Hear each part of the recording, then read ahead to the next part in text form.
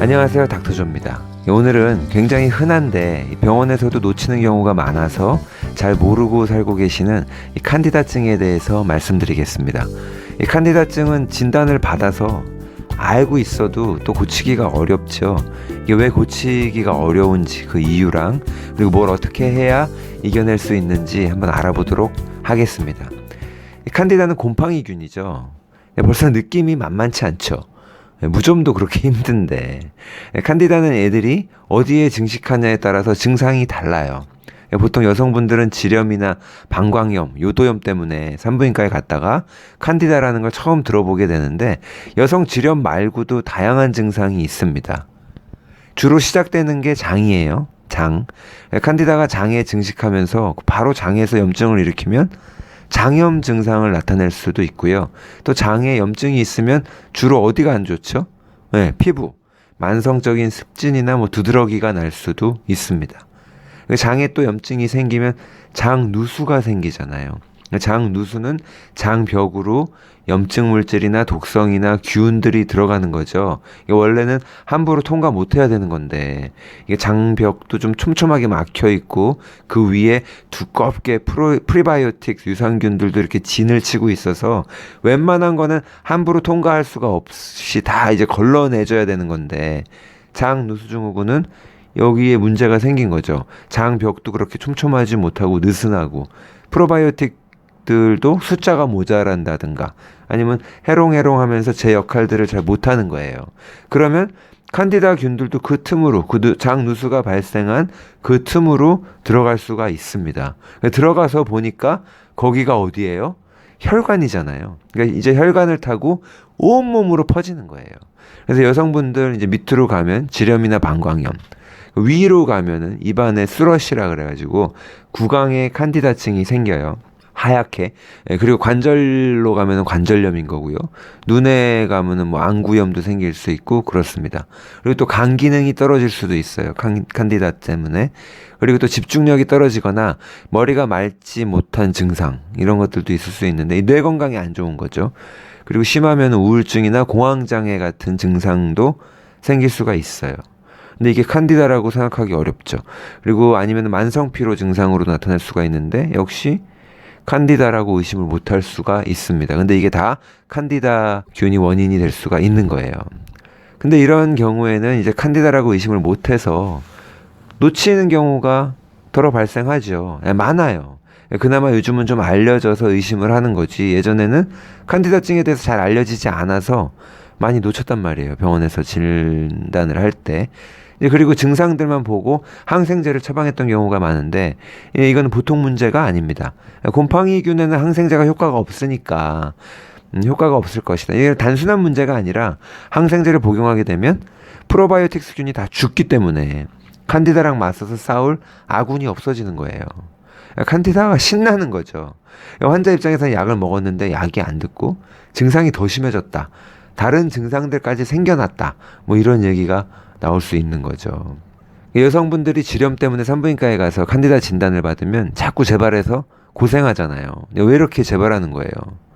재발한다는 뜻은 그냥 칸디다가 살기에 딱 좋은 환경을 우리가 계속해서 만들어주기 때문에 그러는 거죠. 얘들이 진짜 여기서는 더는 못 살겠다. 가자 하고 신대륙을 찾아 떠날 필요가 없이 여기 너무 살기 좋은데 계속 있고 싶은 환경을 만들어주는 거예요. 누가? 내가. 발톱에 곰팡이균, 무좀균도 마찬가지고요. 위에 헬리코박터균도 마찬가지예요. 헬리코박터균은 치료하기는 아주 쉬운데 재발도 아주 쉽게 하잖아요. 약 먹고 다 좋아졌는데 1년 지나서 검사하니까 또 생겼다는 거예요. 왜 그러겠어요? 위산이 약하면 헬리코박터균이 살기 좋은데 위산을 견디려고 바이오필름이라고 하는 텐트를 치고 일종의 보호막이죠. 그 보호막 속에서 생활을 하면서 이 위산이 또 너무 강산이니까 이 위산을 중화시키려고 암모니아를 내뿜거든요. 그러면서 버티는 거예요, 애들이. 근데 우리가 속쓰리다고 제산제나 위산 억제제를 계속 먹으면 위산의 강도가 약해지니까 헬리코박터균들 잘 살라고 도와주는 거죠. 그래서 아주 쉽게 재발한다는 거예요. 칸디다도 마찬가지입니다. 환경을 바꿔야만 근본적인 치료가 될 수 있는 거예요. 그러니까 처음부터 칸디다균들이 기회주의적으로 이게 터전을 잡고 살만한 환경이 조성되었던 거기 때문에 내 몸의 환경을 바꿔야 되는 건데 이게 말처럼 쉽지는 않죠. 그래서 치료가 어렵습니다. 근데 이걸 기억하셔야 돼요. 칸디다는요, 원래 건강한 우리 육체가 충분히 억누를 수 있어야 돼요. 칸디다균 수치가 높은 건요, 내 면역력 문제예요. 칸디다균은 희귀한 균이 아니고요, 재수가 없어서 감염된 것도 아니라 그냥 우리 주변에 흔하기 때문에 그렇습니다. 근데 예전에는 그것들이 잘 억누르고 있었단 말이에요. 근데 무슨 사건이 면역력을 떨어뜨리는 계기가 되었던 거예요. 전에는 잘 억누르던 게 지금은 뭔가 문제가 생긴 거예요. 여성분들 칸디다 질염 언제 잘 생겨요? 몸이 피곤할 때, 무리했을 때, 특히 잠 부족할 때. 육체적인 스트레스들인데 거기다가 정신적인 스트레스도 한몫하죠.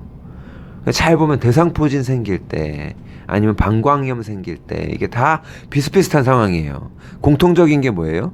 내 몸의 면역력이 떨어질 때예요. 몸이 피곤하든가 정신이 피곤하든가. 스트레스죠. 그러니까 대상포진 바이러스 원래 평생 내 몸에 가지고 있던 거죠. 방광염을 일으키는 세균이나 바이러스 뭐 다 마찬가지예요. 우리가 감염되었다고 막 표현은 하지만 이 감염이라는 게 갑자기 스치면서 처음 만난 게 아니에요. 옷깃만 스쳐도 인연인 것처럼 생판 모르던 사이가 처음 만난 게 아니라 원래 거기 맨날 있던 애들이에요. 내 면역력이 좀 흐트러졌다 싶으니까 이것들이 살판이 난 거죠. 공권력이 무너지니까 깡패 건달들이 활개치기 시작한 거랑 똑같은 거예요. 감기도 뭐 다르지 않습니다. 감기 바이러스는 이 상기도에 원래 늘 상주하고 있는 애들이에요. 면역력이 떨어지니까 확 퍼지는 거죠. 자, 그럼 이제 스트레스만 관리 잘하면 되겠네. 그런데 한번 내 몸이 이제 칸디다로 뒤덮이면 그게 그렇게 쉽게 해결되지는 않아요. 왜냐면 얘들이 우리 몸의 어딘가에 자리를 잡고 나면 바이오필름을 만든다니까요. 그 밑에 숨어요. 바이오필름은 그냥 보호막이라고 생각하시면 돼요. 곰팡이균이나 박테리아나 이런 애들이 주로 생존을 하려고 방어막을 치는 건데 우리 몸의 면역체계가 걔들을 가만 놔두지 않을 거니까 자기들도 방어막을 치는 거죠. 아까 헬리코박터균도 그렇고 뭐 이빨 썩는 그 충치균들 다 비슷비슷해요. 보호막을 치고 그 안에 숨는다는 거예요. 그래서 이 보호막을 뚫어야 되니까 칸디다 치료가 예방보다 훨씬 어려운 건데 이 보호막을 녹이면 치료가 쉽겠죠. 이 보호막을 녹이는데 소화효소가 도움이 됩니다. 그 아밀라제, 셀룰라제, 프로테아제, 뭐 브로멜라인 같은 소화효소들 이런 것들이 다 이 바이오필름을 녹여요. 그리고 NAC도 도움이 됩니다. 알파리포산, NAC, 코큐텐, 이 항산화제 삼형제잖아요. 그 중에서 NAC가 바이오필름을 분해하는 효과가 있습니다. 병원에서 진균제를 처방받아서 먹을 때도 소화효소랑 NAC를 같이 먹으면 더 도움이 되는 거예요. 약이랑 같이 먹어도 되나요? 하고 물을 필요가 없어요. 더 도움이 되는 거예요. 같이 드셔야 되는 거예요. 근데 재작년에 미국 FDA에서 여성들 질염 치료제로 먹는 항진균제 플로코나졸이 유산 위험성을 높인다고 경고를 했습니다. 이렇게 생각하시면 돼요. 항진균제 어차피 먹어봤자 그때뿐이에요. 부작용의 위험만 커진다고요. 내 몸의 환경이 바뀌지 않으면 다 소용없다고요. 그러니까 항진균제나 뭐 보충제 이거 잠깐 먹는 것보다는 스트레스 관리가 먼저고 스트레스 관리가 안 되면 격렬한 운동이라도 하면 도움이 조금 될 테고 스트레스 관리랑 함께 식습관을 점검하는 게 중요합니다. 우리가 먹는 게 칸디다균한테 도움이 되기도 하고 방해가 되기도 해요. 되게 좌지우지돼요. 그러니까 우리 먹는 음식이 체내 환경을 좌지우지하니까. 그래서 칸디다증을 이겨내고 증상을 없애고 재발도 막으려면 먹지 말아야 될 것과 먹으면 도움이 되는 것들이 있는데 먼저 절대 먹으면 안 되는 금지 식품들 몇 가지 알아볼게요. 첫 번째로 당분입니다. 당분. 예, 줄이지 말고 아예 금하셔야 돼요. 설탕 대신에 인공감미료나 꿀은 뭐 괜찮나요? 따지실 필요 없이 그냥 단맛 자체를 멀리 하시는 게 간단합니다. 당분을 끊으면은 약도 효과가 되게 빠르게 나타나요. 당을 적당히 먹으면서 고치려고 하면은 약도 잘 안 되는데 뭐 영양제 따위가 도움이 될 리가 없죠. 칸디다균이 당을 엄청 좋아하기 때문에 딱 끊어버려야 돼요. 그리고 이 당분을 줄여야 된다는 처방을 받으셨다 그러면 당연히 술도 안 되는 거예요. 예, 술의 알코올이랑 당분이랑 우리 몸에서 비슷하게 처리가 되고 비슷하게 사용이 돼요. 그래서 맥주, 와인 다 안 좋습니다. 칸디다증 있는 분들한테는. 그리고 과일도 많이 먹으면 안 되고요. 특히 과일 주스 안 되고, 당 지수가 더 올라가니까 그렇죠. 마찬가지로 또 말린 과일도 안 됩니다. 얘도 당 지수가 더 올라가니까. 지금 세 가지 모두 다 당질 제한식이죠. 당뇨 환자들 또는 인슐린 저항 있는 분들 치료 식단이랑 똑같습니다. 근데 먹지 말라는 게 어떻게 맨날 다 비슷비슷하냐 그러실 수 있는데 제가 그런 게 아니에요. 그리고 질병이나 증상은 다양하지만요. 기능의학에서 이런 문제들을 일으키는 메커니즘은 그렇게 다양하다고 보지 않거든요. 이 건강 상태를 역행시키는 생화학 반응들이 열 몇 가지밖에 안 돼요. 그래서 그거 고치는 겁니다. 간단하니까 좋죠, 뭐. 자, 그리고 다음, 네 번째, 유제품 안 됩니다. 역시 비슷비슷하죠? 다음은 뭘까요? 맨날 비슷비슷하니까 한번 맞춰보세요. 당분, 지금 탄산음료, 뭐 술, 과일, 유제품, 이런 거 말씀드렸는데, 그 다음 뭐예요? 그거 봐요. 모르시잖아요. 그러니까 자꾸 반복해서 말씀드려야 되는 거예요. 그 다음 빵입니다. 아니면 과자, 라면이죠. 일단 이거 외우세요. 그냥 빵, 떡, 쌀, 과자, 술, 우유, 라면, 밀가루, 아이스크림, 탄산음료. 예, 가공식품이죠, 그냥. 예. 얘들은 어딜 가나 환영받지 못하는 리스트예요. 물론 우리 혓바닥이 사랑해주니까 그걸로 좋게 해야죠. 그리고 마지막으로 항생제입니다. 좀 아까 말씀드렸지만 이 면역력을 담당하는 프로바이오틱스, 장이 건강하지 않으면 칸디다는 증식을 해요. 장이 건강을 하려면 프로바이오틱스, 유익균, 몸에 유익한 그 유익균이 있어야 되는데 항생제를 먹으면 이 유익균, 프로바이오틱스 다 죽는단 말이에요. 항생제는 효과가 없이 잘못된 약이란 말이에요. 칸디다에 의한 증상인데 이걸 오진을 해서 항생제를 처방해서 먹었다. 최악인 거죠. 이미 활동성이 커진 칸디다균을 응원해 준 거니까 그 지긋지긋한 칸디다증의 세계가 시작될 수 있는 거예요. 이 항생제는 제대로 처방을 해서 먹어도 문제입니다. 남용이 너무 심한 약이에요. 박테리아 세균 감염이나 뭐 방광염이나 중이염 이런 거 있으면은 항생제가 맞는 약이죠. 균을 죽이니까 당장 증상이 좋아지죠. 근데 결론은 어떻게 나냐? 항생제가 유익균, 유산균 다 같이 죽였기 때문에 재발이 흔해지는 거예요. 그러니까 박테리아들은 항생제에 항상 내성이 생겨요. 더 튼튼해지는 거예요. 그러니까 맨날 중이염, 폐렴 때문에 약 먹어야 되는 어린이, 방광염 때문에 맨날 약 달고 사는 할머니가 되는 거죠. 그래서 미국 소아과 협회에서 애들 중이염에 항생제 바로 처방하지 말라고 권고를 했어요. 항생제가 나쁜 약이란 뜻이 아니에요. 훌륭한 약이죠. 사람을 살리는 약이에요.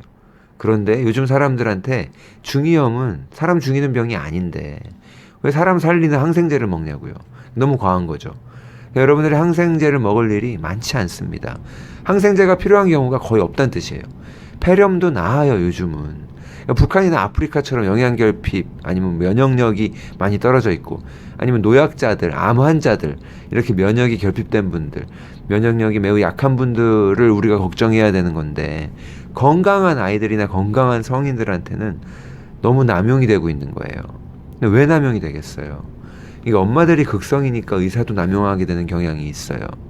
의사가 애 이렇게 보고 그냥 괜찮아요 하면 엄마들이 안심하는 게 아니라 불만을 갖는다는 거예요. 열이 조금 더 오르게 되면은 바로 의사 탓하고 돌팔이 만나가지고 우리 애 죽을 뻔했다 그러고 나중에 그런 소리들이 나오는 거예요. 그러니까 어떻게 해요? 의사들이 그런 얘기 듣고 싶지 않거든요. 그러니까 처음부터 약을 점점 세게 지어주게 되는 거예요. 근데 그게 애 입장에서, 환자 입장에서 좋은 게 아니라니까요. 증상이 당장 떨어졌으니까 좋은 거 같죠? 좋은 거 아니에요. 나중에 약 또 먹어야 돼요.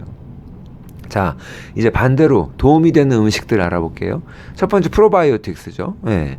지금 프로바이오틱스 중요하다고 계속 강조드렸으니까. 면역력이 약해져서 염증이 생긴 병인데 면역력과 염증하면 역시 프로바이오틱스입니다. 근데 이게 치료제라는 뜻은 아니에요. 프로바이오틱스를 많이 먹어봤자 아까 얘네들 바이오필름 보호막을 쳤다 그랬잖아요. 그거를 분해를 못한 상태에서는 아무 소용이 없습니다. 그러니까 프로바이오틱스는 장내 환경이랑 면역력을 회복하기 위해서 필요한 거예요. 낫도 이런 게 도움이 되죠. 두 번째로 베르베린. 이거 닥터울프순이 좋아하는 열매인데 심혈관 질환을 개선하는 효과가 있습니다. 그러니까 고지혈증이나 당뇨 환자들이 주로 복용하는 보충제죠. 이게 염증을 낮추기 때문에 심혈관 질환을 개선하는 거예요. 근데 염증을 낮추는 방법이 장내 유해균을 박멸하는 거죠. 그러니까 이게 천연 항생제로도 알려져 있어요. 그래서 칸디다증에 도움이 됩니다. 그리고 세 번째로 이제 마늘, 양파, 얘네들을 다 이것도 염증 때문이죠. 양파의 케르세틴이 염증을 저하시키고, 마늘은 그냥 칸디다증에 좋은 걸로 원래부터 잘 알려져 있어요. 그리고 또 네 번째 커큐민, 강황입니다. 강황. 대표적인 항염, 항산화 식품이죠. 근데 3분 카레 이런 거 안 되고요. 진짜 강황가루 혹은 보충제로 복용하시는 게 나아요. 흡수력이 낮아요. 그래서 보충제로도 충분하지 않을 수 있습니다. 요즘은 흡수력이 많이 개선된 것들이 나오고 있는데 요즘 나온 것들 드셔야 돼요. 그리고 다섯 번째 코코넛 오일. 이거 먹어도 좋고요. 발라도 좋고 다 좋습니다. 코코넛 오일에 있는 로릭 애시드가 칸디다증에 항진균 작용을 해요. 예, 원래 코코넛 오일에 그런 성질이 좀 있죠. 예, 그래서 도움이 많이 될 거고요. 그리고 또 아까 말씀드린 그 소화효소 그리고 NAC, 얘네들은 칸디다균의 보호막을 녹이기 위해서 그 치료 시작 과정에 복용하시면 좋습니다. 예, 칸디다증은요 장누수증후군이랑 더불어서 기능의학병원에서 비교적 잘 관리하는 질환 중에 하나니까요. 진료를 받으시는 것도 도움이 되실 거예요. 왜냐하면 칸디다를 치료할 때 칸디다가 죽으면서 대량의 독성 물질을 뿜어내요. 그럼 우리 몸이 그 독성 물질에 반응을 해가지고 힘든 증상들이 나올 수가 있습니다. 피부에 발진이 생길 수도 있고, 뭐 어지럼증이나 구토, 이런 피로감, 이런 증상들이 생겨요. 그러면은 보통 약 부작용이나 보충제 부작용으로 여기시는 경우가 많아요. 코코넛 오일 먹었더니, 아니면 NAC 먹고 피부에 뭐가 나서 가려워서 죽는 줄 알았어, 이러신다고요. 근데 실제로는 NAC는 항산화제라서 이런 증상들이 덜 나타나도록 도와주면 도와줬지. 칸디다균이 죽으면서 그 나타내는 독성 물질들, 이런 것들 때문에 생기는 증상을 최소화하려면요, 비타민 C, NAC 같은 항산화제가 오히려 도움이 되는 거예요.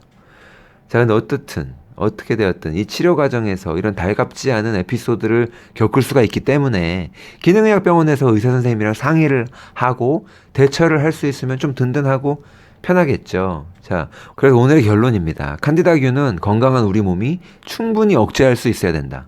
그런데 치료를 해도 자꾸 재발을 하고 엄청 어려운 치료 과정을 겪게 되는데, 그 이유는 우리 먹는 식습관이랑 스트레스가 칸디다균에게 유리하게 맞춰져 있어서 그렇다.